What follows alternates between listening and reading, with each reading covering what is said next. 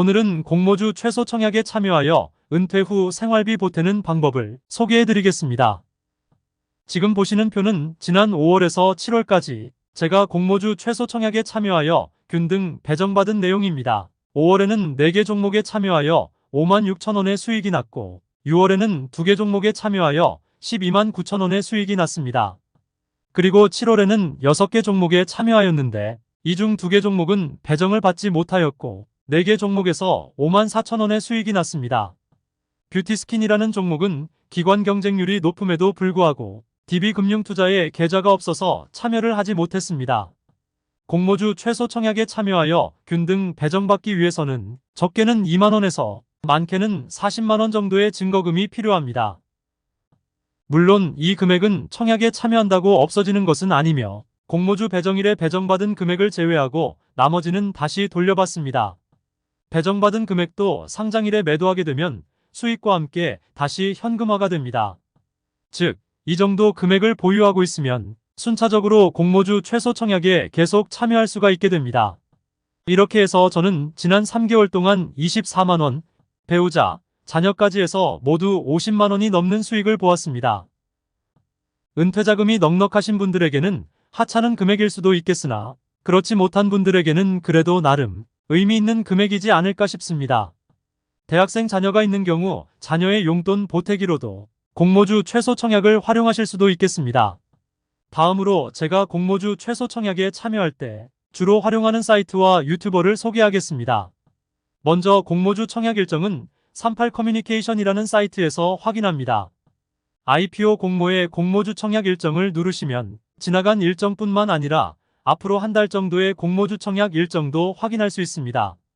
특히 주간사는 계좌 개설이 되어 있는 증권사이어야만 공모주 청약을 할 수 있기에 중요한 사항이기도 합니다. 공모주 최소 청약에 참여할 의사는 있는데 해당 주간사 계좌가 없을 경우에는 미리 해당 증권사 계좌를 신규로 개설해 두시면 되겠습니다. 그리고 적어도 공모주 청약 일정 하루 전에는 수요 예측 결과가 발표됩니다. 수요 예측 결과의 기관 경쟁률을 확인하시어 공모주 최소 청약에 참여할지 말지 여부를 결정하시면 되겠습니다. 수요 예측 과정에 개별 기업에 대한 많은 정보들이 공개가 되는데 수요 예측 결과의 기관 경쟁률이 곧 기관들이 평가한 해당 공모주 가치의 척도라고 이해하시고 공모주 최소 청약에 참여하시는 경우라면 개별 기업에 대한 조사에 시간을 많이 투자하실 필요는 없을 것 같습니다. 저 같은 경우에는 수요 예측 결과의 기관 경쟁률이 1400대 1 이상인 공모주에만 최소 청약에 참여한다는 원칙을 정하여 참여 여부를 결정하고 있습니다. 수요 예측 결과의 기관 경쟁률이 낮은 공모주는 자칫 손실을 볼 수도 있기 때문입니다. 공모주 최소 청약에 참여할 수요 예측 결과의 기관 경쟁률을 얼마로 정할지는 각자의 투자 성향에 맞게 설정을 하시면 되겠습니다. 다음은 제가 계좌 개설하여 공모주 청약에 이용하고 있는 증권사들입니다. 현재 11개 증권사를 이용하고 있으며 이 중 일부 증권사는 IRP 계좌도 개설하여 잔고가 있고 하여 공모주 청약 시 부담하는 2,000원의 수수료도 면제받고 있습니다. 다음으로 증권사 앱에서 공모주 최소 청약하는 방법을 소개하겠습니다. 증권사 앱에서 공모주 청약을 하기에 앞서 먼저 최소 청약에 필요한 증거금을 해당 증권사에 이체하여야 합니다. 그런 다음 해당 증권사 앱에서 공모주 청약을 진행하시면 되겠습니다. 해당하는 종목의 청약 신청을 누른 다음 청약 최소 증거금을 입력하고 몇 가지 동의 절차를 거치면 청약 신청이 완료됩니다. 청약은 보통 이틀간 진행되며 청약 마감일 다음 날이면 보통 배정 결과를 확인할 수가 있습니다. 이렇게 배정받은 공모주에 대해 저의 경우에는 상장일 아침 개장하면 상한가가 아닌 경우에는 1, 2분 이내에 바로 매도합니다. 경험적으로 공모주의 경우 대부분 상장일 시초가가 종가보다는 높았기에 그리하고 있습니다.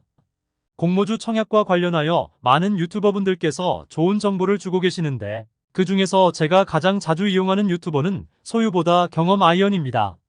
수요 예측 결과 분석, 청약 당일과 상장 당일 실시간 진행 상황을 파악하는데 많은 도움이 되고 있습니다.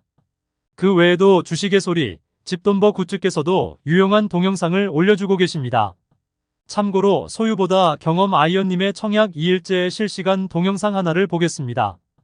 버넥트의 균등 배정은 0.86이고 ALT의 균등 배정은 0.24입니다. 즉 버넥트는 청약자 100명 중 86명에게 한 주씩을 배정하고 ALT는 24명에게 한 주씩을 배정한다는 의미입니다. 저의 경우 버넥트는 한 주를 배정받았으나 ALT는 아쉽게도 배정을 받지 못했습니다. 청약 경쟁률이 높은 공모주에는 매번 이런 상황이 발생하므로 운도 중요하다 하겠습니다. 이 영상이 계기가 되어 공모주 최소 청약에 참여하시게 되는 모든 분들께 운이 늘 함께 하시기를 바랍니다. 오늘은 공모주 최소 청약 참여하여 은퇴 후 생활비 보태는 방법을 소개해드렸습니다. 자료가 유익하셨다면 구독, 좋아요 부탁드립니다. 시청해주셔서 감사합니다.